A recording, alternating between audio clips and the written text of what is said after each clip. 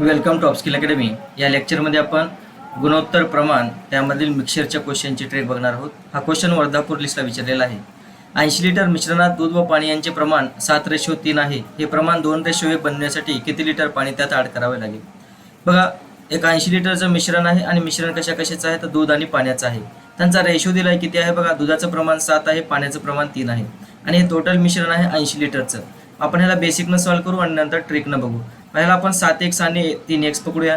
Total मिश्रण किती झालं, 7 आणि 3 किती झालं, 10x.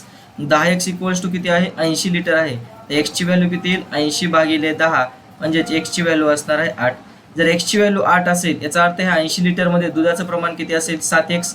एक्सची व्हॅल्यू 8 आहे तर 7x ची व्हॅल्यू किती, 7 × 8 म्हणजे 56 लिटर आणि 8 × 3 म्हणजे 24 लिटर. याचा अर्थ ह्या 80 लिटरमध्ये तुमचं 56 लिटर दूध असणार आहे आणि 24 लिटर पाणी असणार आहे. मग बघा, दूध आणि पाण्याचा रेशो घेऊ आपण. दूध आहे 56, पाणी आहे 24. काय ॲड करायचे तुम्हाला, पाणी ॲड करायचंय. पाणी किती होतं, 24 होतं. आता आपण x लिटर ॲड केलं. जर x लिटर पाणी ॲड केलं, दुधामध्ये काही चेंज नाही आहे, 56च होतं, आता पण 56च आहे. तर पाणी ॲड केल्याच्या नंतर तो नवीन रेशो किती तयार होईल, तर 2:1 तयार होत आहे. तर किती लिटर पाणी ॲड करावं लागेल असं विचारलेलं आहे. मग x ची व्हॅल्यू काढायची आहे. सॉल्व करा, तिरकस गुणाकार करू.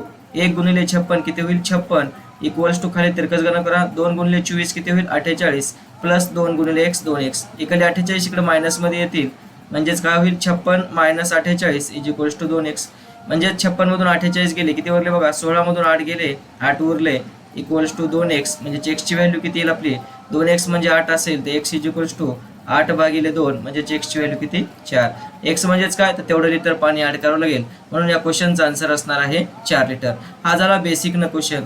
आपण आता ह्याला रेशोनं बघूया, शॉर्ट ट्रिकनं बघूया. बघा, दूध आणि पाणी आहे, दूध आणि पाणी आहे यांचा ओरिजिनल रेशो किती होता, तर ओरिजिनल रेशो होता 7:3.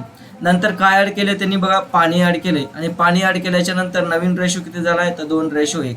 लक्षात ठेवा, रेशोच्या ट्रिकमध्ये पाणी ॲड केलं असेल तर तुम्हाला दुधाचं प्रमाण सारखं करून घ्यावं लागेल.